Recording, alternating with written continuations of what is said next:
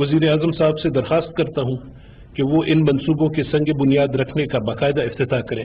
میں گزارش کروں گا جناب طارق بشیر چیمہ صاحب سے اور سیکرٹری ہاؤسنگ اینڈ ورک سے کہ وہ بھی وزیر اعظم صاحب کے ہمراہ اسٹیج پر تشریف رکھیں۔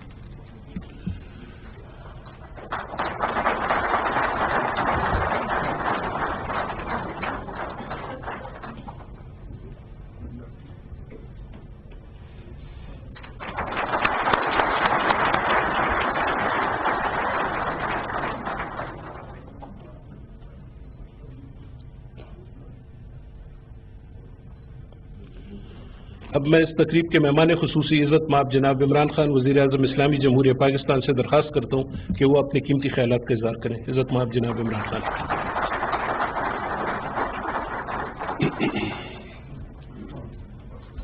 بسم اللہ الرحمن الرحیم۔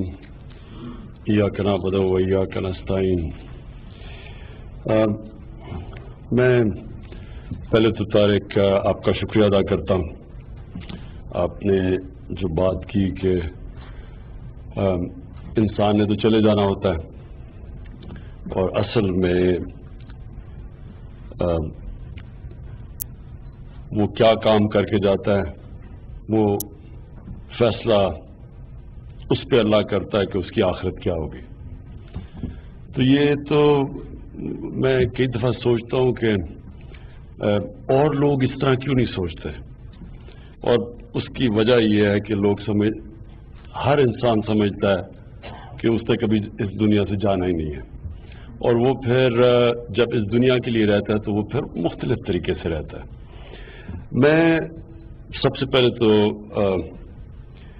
آپ کو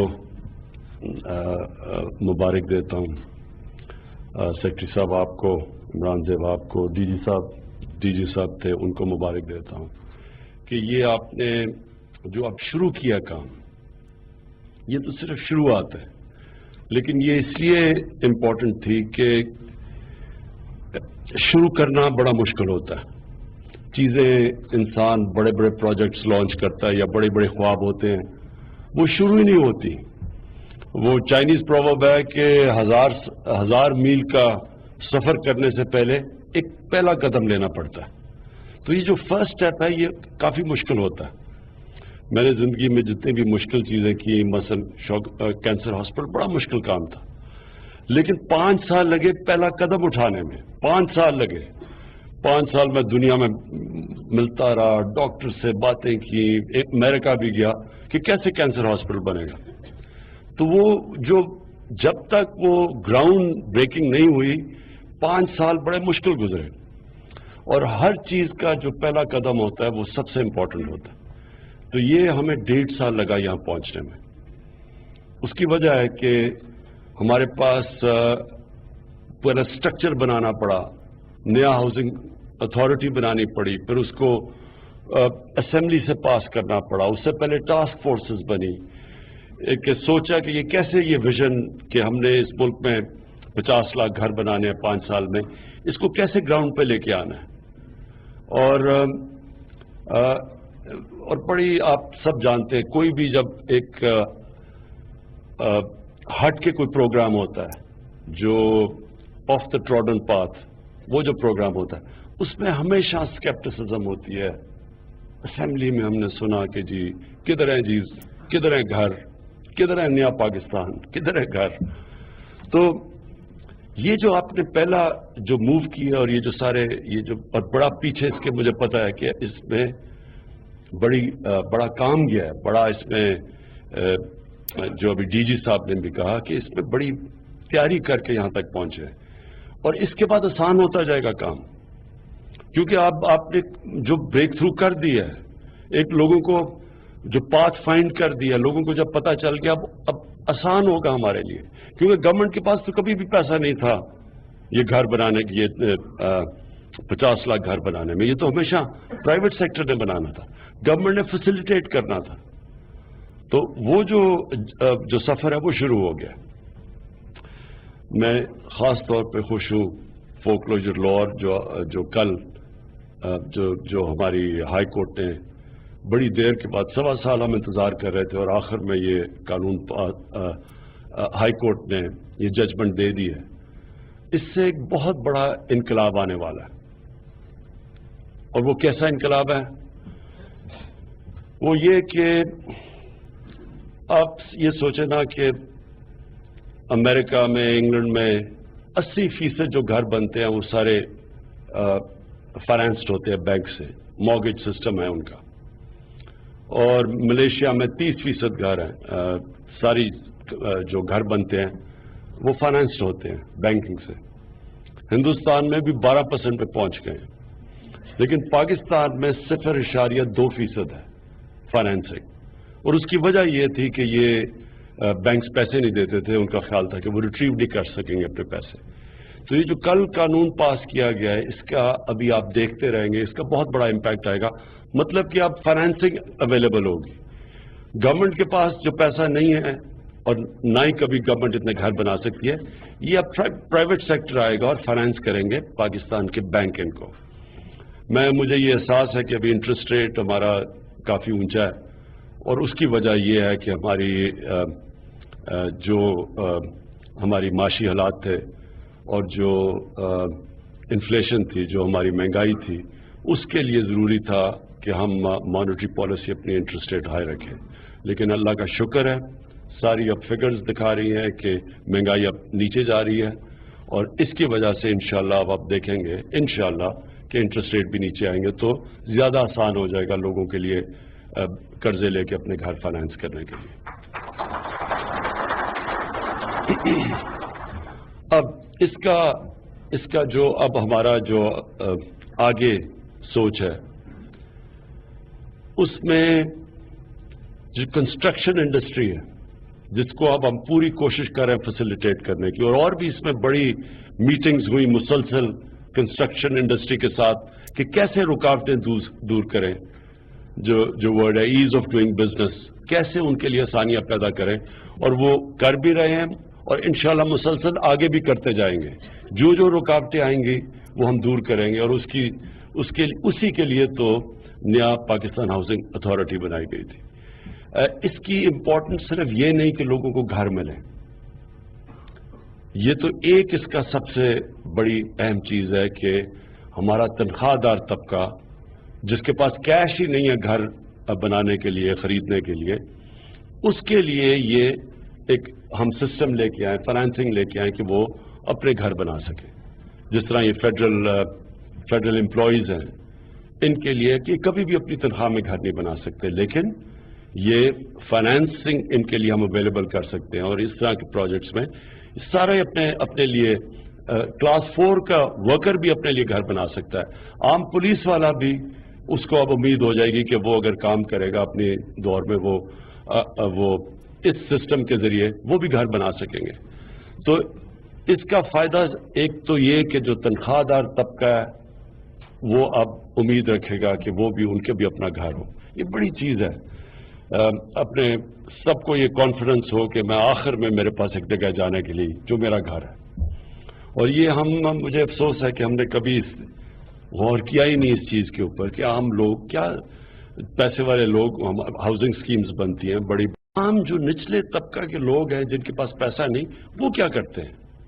اور اس لیے یہ جو ہمارا پروجیکٹ ہے، اس کا مقصد ہی ان کے لیے گھر بنانا ہے. یہ جو اکوفت کا پروگرام ہے، جو ہم نے ابھی ان کو انیشلی 5 ارب روپے کی فنڈنگ کی ہے، مقصد ہی یہ ہے کہ وہ جو بالکل سب سے نچلا طبقہ ہے ان کو بھی ہم ان کو فیسیلیٹیٹ کریں. جو کلاس 4 سے بھی نیچے طبقہ ہے اس کے لیے ہم نے، اور یہ بڑا اچھا، میں ڈاکٹر امجد کو، ان کے جو NGO قوت ہے، اس کو میں خاص طور پہ ان کو خراج تحسین پیش کرتا ہوں کہ یہ ان لوگوں کو فیسیلیٹیٹ کرتے ہیں جو کلاس 4 سے بھی نیچے ہیں. لیکن اس سے کیا ہوگا؟ پہلے تو ایک سر پہ چھت ان لوگوں کی ہوگی جو کہ اب تک ان کے لیے ممکن نہیں تھا. دوسرا، اور اس کے لیے میں صرف ایک وہ انسیڈنٹ بتانا چاہتا ہوں. میں نے اپنے جلسوں میں بھی اس کی، یہ جب ہوا تھا 2 سال پہلے یا 3 سال پہلے، کہ کوئی اقبال ایک ورکر تھا، فیڈرل امپلائی تھا، تو وہ بڑا ایک تکلیف تھے اس کا. میں نے وہ اکاؤنٹ پڑھا، جو اخباروں میں پڑھا کہ وہ ریٹائر ہو گیا تھا وہ ان کے پاس گھر نہیں تھا، تو اس نے یہ پوچھا کہ کیسے میں اس کو پتا چلا کہ ایک ہی طرح وہ گھر ریٹین کر سکتا ہے کہ اگر وہ آن دا جاب مر جائے تو اس کو بیٹے کو مل جائے، تو اس نے خودکشی کر لی۔ تو وہ مجھے ہمیشہ سوچا کہ ایک معاشرہ کیسے اجازت دے سکتا ہے اس طرح کی چیز، کیوں نہیں فیسیلیٹیٹ کرتا رہا اس طرح کے لوگوں کو۔ تو ہماری یہ جو سارا یہ جو افورڈیبل ہاؤسنگ ہے یہ ٹارگٹ ہی کرے گی ان لوگوں کو۔ اس سے 40 انڈسٹریز، یہ اگر ہم ہاؤسنگ یہ جو کنسٹرکشن ہم کریں گے، 40 انڈسٹری ہے جو اس سے اٹیچڈ ہے، کنسٹرکشن انڈسٹری سے۔ اس کا مطلب کہ روزگار ملے گا، اس کا جو اگلا بینیفٹ ہے 40 انڈسٹریز چلیں گی، لوگوں کو روزگار ملے گا، اور یہ جو ہم ایک مشکل فیز سے 2019 میں گزرے ہیں، تو یہ جو انشاءاللہ یہ 2020 ہے اس میں ان کو نوکریاں ملیں گی۔ جو ابھی بات کی بلوچستان کی چیمہ صاحب نے، یہ ٹھیک کہتے ہیں، ہمیں ابھی تک آئیڈیا نہیں ہے کہ کنسٹرکشن اوپر بھی جانی چاہیے، کیونکہ اب تک یہ ایشو نہیں تھا پاکستان میں، ہماری پاپولیشن ڈینسٹی اتنی نہیں تھی، تو یہ ہمارے شہر پھیلتے جا رہے ہیں۔ ہم جو جیسے مغربی دنیا ہے وہ سارے اوپر جاتے ہیں، کنسٹرکشن اوپر کی طرف ہوتی ہے، اپنے گرین ایریاز بچاتے ہیں۔ ہم ہمارے دیکھتے دیکھتے پچھلے 20 سال میں سارے اسلام آباد، لاہور، آپ یہ شہر دیکھیں، پھیلتے جا رہے ہیں شہر۔ اس کے 2 نقصان ہیں، ایک کے پولوشن اس سے بڑھ رہی ہے، اس سے آپ کیٹر ہی نہیں کر سکتے، اگر شہر آپ کا پھیلتا جائے، آپ ان کو سیوریج سسٹم نہیں دے سکتے، ان کو پانی، امینٹیز جو ہیں وہ نہیں پرووائڈ کر سکتے، یا وہ بہت مہنگی ہو جاتی ہیں۔ لیکن دوسرا، ہمارا جو وہ علاقے جا رہے ہیں جدھر ہم نے اپنی آگے فوڈ سیکیورٹی کا ایشو ہے، اناج، جدھر ہم نے اپنے لوگوں کو کھانے پینے کے لیے چیزیں، جو ایربل لینڈ ہے وہ غائب ہوتا جا رہا ہے، آگے فوڈ سیکیورٹی کا بہت بڑا ایشو آنا ہے پاکستان کا۔ تو اس لیے ضرورت ہے کہ اب ہم اب کہہ رہے ہیں کہ شہروں کو ماسٹر پلان بنا رہے ہیں، تاکہ ماسٹر پلان بنے اور ان شہروں کے ارد گرد ایک گرین بیلٹ بنے، تاکہ یہ پھیلتے نہ جائیں، اور آخر میں جا کے دیکھیں گے آپ اگر جہاز میں دیکھیں تو آپ گاؤں بھی دیکھ رہے ہیں وہ پھیلتے جا رہے ہیں ہر ایریاز میں۔ آپ لاہور کو دیکھیں وہ کدھر سے کدھر پہنچ گیا، کراچی دیکھیں وہ بالکل ایک کانکریٹ جنگل بن گیا، اسلام آباد دیکھتے دیکھتے مری تک پہنچ گیا۔ تو یہ ایک آگے جا کے اب سیریس ایک قوم ہم نے فیصلہ کیا، پلاننگ کریں گے کہ گرین ایریاز ان شہروں کے ارد گرد کریں، تاکہ یہ شہر پھیلے نہ اور یہ اوپر اب جائے۔ تو اس لیے ہم نے اب اوپر جانے کے لیے جو بھی ریسٹرکشنز تھی، این او سی لینے پڑتے تھے، وہ ہم نے اب سب ایزی کر دیے، ہم نے آسان کر دیا کہ اب اوپر کنسٹرکشن جتنی بھی جائے تو لوگ جا سکتے ہیں۔ اس پہ کچی آبادیاں ہیں، اب شہروں کے بیچ میں کچی آبادیاں ہیں، ویسے کے ویسے رہ رہے ہیں، مشکل جگہ پہ، وہاں سیوریج کا کوئی سسٹم نہیں ہے، ویسٹ ڈسپوزل نہیں ہے۔ تو اس کے لیے ہم نے ابھی ایک تو لانچ کیا اپنا بلو ایریا کا پروجیکٹ اسلام آباد میں، 2 اور کر رہے ہیں، ایک انشاءاللہ کراچی میں کر رہے ہیں، ایک لاہور میں کر رہے ہیں۔ یہ میگا پروجیکٹس ہیں۔ اس پروجیکٹ کا بھی مقصد یہ ہے کہ ایک پورا بلو ایریا کے کمرشل، یہ ملٹی بلین روپیز کا پروجیکٹ ہے، لیکن اس کی جو آمدنی ہوگی ہم نے فیصلہ کیا ہے، اس آمدنی سے وہ جو کچی آبادیاں ہیں ادھر ہم کنسٹرکشن کریں گے، اس آمدنی سے ہم کنسٹرکشن کریں گے، ان کے اوپر ورٹیکل فلیٹس دیں گے تاکہ وہ وہاں ادھر ہی رہ سکیں، ان کی ملکیت اپنی ہو۔ تو وہ سسٹم جو کہ اتنی دیر سے چلا آ رہا ہے اور پھیلتی جا رہی ہے کچی آبادیاں، تاکہ ان کے لیے بھی ہاؤسنگ کریں جو کہ غریب ترین لوگ ہیں ہمارے۔ میں آخر میں پھر سے آپ سب کو مبارک دیتا ہوں، منسٹر صاحب آپ کو، سیکرٹری صاحب، ڈی جی صاحب، آپ سب کو، اور میں یہ جو اب ہمارا جو چل پڑا ہے نیا یہ ہاؤسنگ کا پروجیکٹ، نیا پاکستان ہاؤسنگ پروجیکٹ، اس کا انشاءاللہ جو میں دیکھ رہا ہوں، یہ ہم وہ اب کوشش کرنے جا رہے ہیں جو بہت پہلے پاکستان میں ہونی تھی، کہ ان لوگوں کے لیے ہم اب یہ کیٹر کرے گا جو اب تک اپنے لیے گھر نہیں بنا سکتے، اور اس سے نہ تو صرف ایک جس طرح میں نے کہا کنسٹرکشن کی بوم ہوگی، اس سے کنسٹرکشن ہوگی, انڈسٹریز بنیں گی, روزگار ملے گا, خوشحالی آئے گی. لیکن سب سے بڑی بات یہ ہے کہ اللہ کی برکت آئے گی اس ملک میں. حضرت علی کا قول ہے کہ کفر کا نظام چل جائے گا لیکن ظلم کا نظام نہیں چل سکتا. وہ نظام جس میں ناانصافی ہو, جس میں رحم نہ ہو, جس میں احساس نہ ہو, وہ نظام نہیں چلتا. کیونکہ وہاں جو لوگ مشکل میں ہوتے ہیں, جو غریب لوگ ہوتے ہیں, ان کی دعائیں نہیں ملتی اس سسٹم کو.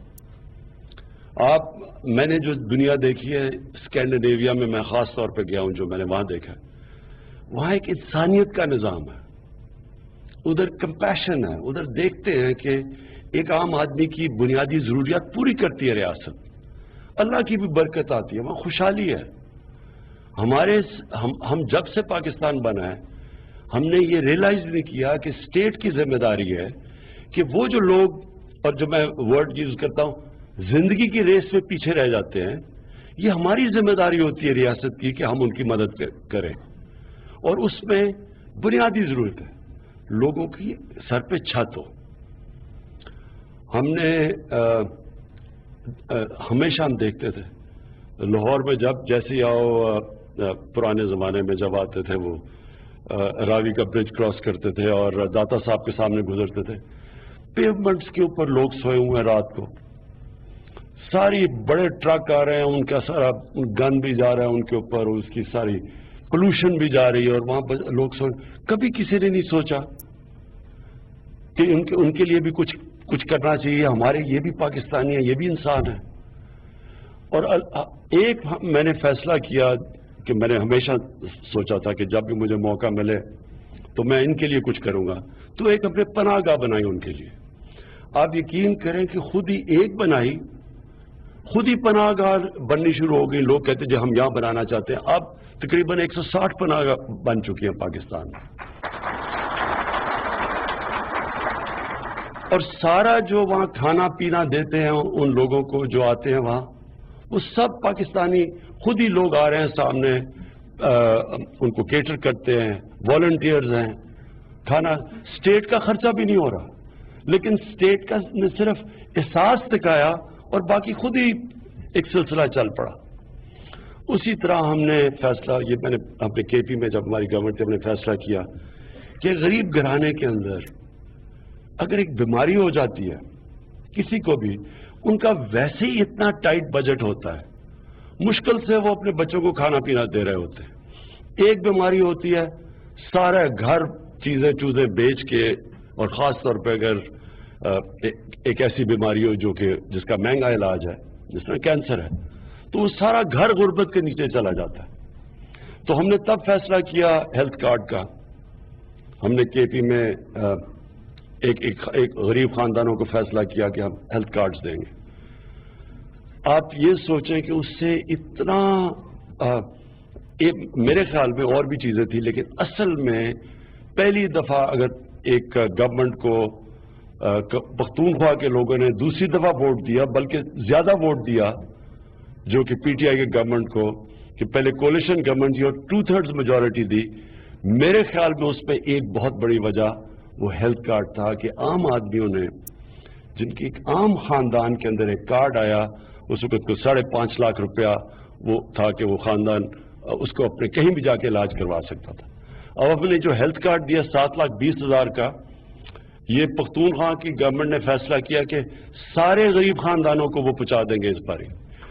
کہ پنجاب میں اب تک ہم 50 لاکھ گھروں کو ہیلتھ کارڈ دے چکے ہیں, اور انشاءاللہ 10 لاکھ کو اور دیں گے. اور بلوچستان میں بھی علاقوں میں ہم دے رہے ہیں ہیلتھ کارڈ. ہم نے فیصلہ کیا کہ جو بھی فزیکلی ہینڈی کیپڈ ہیں, جن کو اسپیشل پیپل کہتے ہیں, ان کے لیے بھی ہم نے فیصلہ کیا ہے. ہمارے جو میں کا کیا خواجہ سرا ٹرانسجینڈر جو ہے ہمارے, ان کو ہم نے فیصلہ کیا کہ ان کو سب کو ہیلتھ کارڈ دیں گے. اور اس سے ہمارا کتنا خرچہ ہو گیا. لیکن آپ یہ سوچیں کہ کتنے لوگوں کی زندگیاں چینج ہو گئی, کتنے لوگوں کو گھروں میں کانفیڈنس ہے کہ اگر ہمارے گھر میں بیماری ہو تو کم از کم یہ نہیں مسئلہ آئے گا کہ وہ سارا گھر پریشان بیٹھا ہوتا ہے ہاتھ پہ ہاتھ رکھ کے کہ ہم کدھر لے کے جائیں، ہمارے پاس پیسہ ہی نہیں ہے. اور اسی سے انشاءاللہ آپ دیکھیں گے اس ہیلتھ کارڈ سے اب جو اگلا قدم ہم لینے لگے ہیں، ہم اپنا سارا ہیلتھ سسٹم ٹھیک کریں گے، کیونکہ گورنمنٹ کبھی بھی اتنے ہاسپٹل نہیں بنا سکتی جس کی ضرورت ہے ہمارے 21 کروڑ لوگوں کی. تو ہم اب پرائیویٹ ہاسپٹلس کو اب ان کے لیے آسانیاں پیدا کریں کہ کوئی بھی پرائیویٹ ہاسپٹل بنائے پاکستان میں. ان کے لیے ہم ڈیوٹی فری اکوپمنٹ کہیں گے کہ کوئی بھی ہیلتھ اکوپمنٹ ڈیوٹی فری منگوائے اور کوئی بھی انسان ان ہاسپٹل میں جا سکتا ہے اپنا ہیلتھ کارڈ لے کے. تو ایک ہیلتھ کور دیں گے انشاءاللہ پاکستان میں. جو مشکل ہے، جو میں آپ کو پھر بھی کہہ دوں، جو ہمارے لیے اور جو اصل چیلنج ہے وہ یہ کہ ہم نے اپنا گورنمنٹ کا اسکولنگ سسٹم ٹھیک کرنا ہے. اور یہ اسکولنگ سسٹم جو گورنمنٹ کا ہے، یہ چیلنج اس لیے ہے کہ یہ 70 سال سے یہ ہم نے اس کو نگلیکٹ کیا. 3 ٹیئر سسٹم بنا دیا، انگلش میڈیم، اردو میڈیم اور دینی مدرسے. ہم نے اس کو ایک سسٹم لے کے آنا ہے. اور مجھے بڑی خوشی ہے کہ اب ہم نے ہماری جو فیڈرل ایجوکیشن جو ہماری منسٹری ہے، اس نے بڑی محنت سے اب ایک سلیبس، کور سلیبس لے کے آ رہے ہیں کہ سارے بچے، چاہے وہ مدرسوں میں ہوں گے، چاہے وہ اردو میڈیم میں ہوں گے، انگلش میڈیم میں، ایک کور سلیبس انشاءاللہ ہم اگلے سال تک لے کے آ رہے ہیں کہ سارے اسکولوں میں ایک کور سلیبس سب کو پڑھنا پڑے گا. اس کے اوپر ایکسٹرا سبجیکٹ وہ اسکول فیصلہ کر سکتا ہے، لیکن کور سلیبس ایک سب کے لیے ہوگا تاکہ قوم بنے، تاکہ جو ہماری مختلف قسم کے کلچرز ڈیولپ ہو رہے ہیں یہ ختم ہو. ابھی عورت مارچ ہوئی، اس کے اوپر آپ نے خود ہی دیکھ لیا کہ ایک مختلف کلچر نظر آ گئے کہ ملک میں یہ اکثر کلچرل ایشو. اور یہ کدھر سے آتا ہے؟ اسکولنگ سسٹم سے. ایک اسکول سسٹم میں ہم ایک کلچر پڑھاتے ہیں جس کا کوئی تعلق ہی نہیں ہوتا باقی جو اسکول سسٹم میں پڑھا جا رہا ہے. تو قوم نہیں بن سکتی ایسے. کورس سلیبس ساری قوم کو ایک پڑھنا چاہیے، اور انشاءاللہ وہ بڑی محنت سے ہماری ایجوکیشن منسٹری نے کیا ہے. یہ ہمارے لیے زیادہ مشکل ہے کیونکہ یہ ایک بہت بڑے اسکیل پہ چینج آئے گا. اس وقت ہم بات کریں تقریباً 4-5 کروڑ ہمارے اسکول میں بچے پڑھ رہے ہیں. ان کے لیے جو سسٹم ہے اس میں تھوڑا سا ٹائم لگے گا، لیکن پھر سے میں کہتا ہوں وہ چائنیز پروورب ہے کہ 1000 میل کے سفر پہ جانے کے لیے پہلا قدم لینا پڑتا ہے. اور انشاءاللہ یہ ہمارا پہلا قدم ہوگا کہ ہمارا ایجوکیشن سسٹم سنتھسائز ہو ایک ہی قسم کا، تاکہ طبقے نہ پیدا ہوں اپنے ملک کے اندر. سب کو پتا ہو اپنے دین کا، سب کو پتا ہو. اگر ہم نے ساروں کو ہائر ایجوکیشن کے لیے انگریزی پڑھانی ہے تو سب کو انگریزی پڑھنی ہے. یہ نہ ہو کہ ایک چھوٹے سے طبقے کو آئے اور وہ پھر اپنے آپ کو سپیریئر سمجھے کہ اس کو انگریزی آتی ہے باقیوں کو نہیں آتی. تو ایک سسٹم لے کے آئیں سارے ملک کے لیے. تو ہمارا جو ہے تعلیم، اس پہ زور، صحت پہ لوگوں کو، ہاؤسنگ کے اوپر، اور اس کے علاوہ جو وہ بھی بڑا چیلنج ہے کہ ایک عام آدمی اگر بیمار ہوتا ہے، ایک عام آدمی اگر عدالت میں جاتا ہے تو حکومت اس کے لیے وکیل کر کے دے. یعنی غریب آدمی اگر اس کے پاس پیسہ نہیں ہے وکیل کرنے کے لیے تو اس کا مطلب اسے انصاف نہیں ملے گا. اس کے لیے ہم نے ایک نیا قانون لے کے آئے ہیں لیگل ایڈ کا، کہ انشاءاللہ اب گورنمنٹ پوری زور لگائے گی کہ ایک عام آدمی کو جس کے پاس پیسہ نہیں ہے اس کو انصاف دینے کے لیے انشاءاللہ ہم اب وکیل کر کے دیں گے. بہت بہت شکریہ.